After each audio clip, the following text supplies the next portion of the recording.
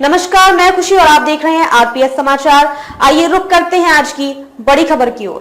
कब है निर्जला एकादशी, जानिए किन चीजों का करने पर मान्यता अनुसार मिलेगी भगवान विष्णु की कृपा। निर्जला एकादशी पर भक्त तपती गर्मी में पानी का सेवन नहीं करते हैं और निर्जला व्रत रखते हैं।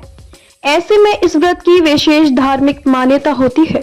यहाँ जानिए निर्जला एकादशी पर किन चीजों का दान करना शुभ होता है और भगवान विष्णु की कृपा प्राप्त होती है।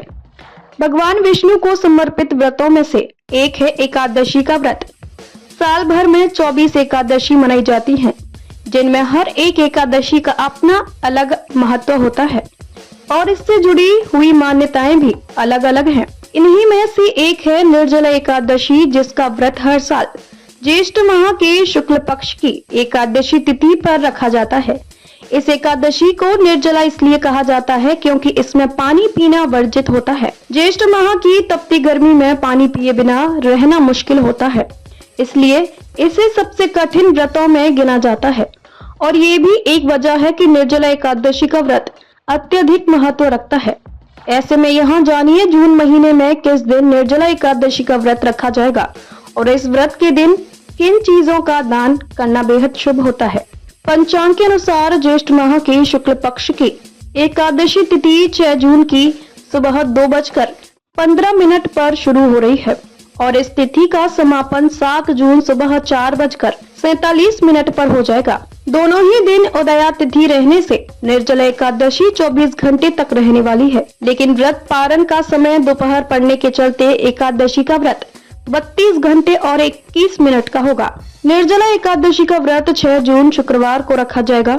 एकादशी व्रत का पारण अगले दिन यानी 7 जून की दोपहर 1:44 से लेकर शाम 4:31 के बीच है। इस समयावधि में भक्त व्रत का पारण कर सकते हैं। वैष्णव संप्रदाय के लोग निर्जला एकादशी का व्रत 7 जून शनिवार को रखेंगे। इस दिन व्रत रखने का अर्थ है कि अगले दिन व्रत पारण किया जाएगा।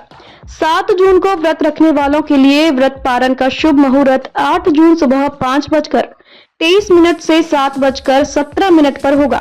निर्जला एकादशी के दिन भगवान विष्णु की पूजा और दान की विशेष मान्यता होती है। इस दिन जल के दान को अत्यधिक शुभ माना जाता है। कहते हैं निर्जला एकादशी पर जल का दान करना सबसे बड़ा दान होता है। प्यासे लोगों को सुराही या घड़े का ठंडा जल पिलाया जा सकता है। शरबत का दान भी किया जा सकता है। राह चलते प्यासे लोगों के लिए शरबत किसी अमृत से कम नहीं है। ऐसे में तपती गर्मी में शरबत का दान करना शुभ होता है। गरीब और जरूरतमंदों को अनाज और कपड़े दान में दिए जा सकते हैं। कहा जाता है कि इससे भगवान विष्णु प्रसन्न हो जाते हैं और भक्तों को पुण्य मिलता है। गर्मियों का मौसम देखते हुए छाता भी दान में दिया जा सकता है।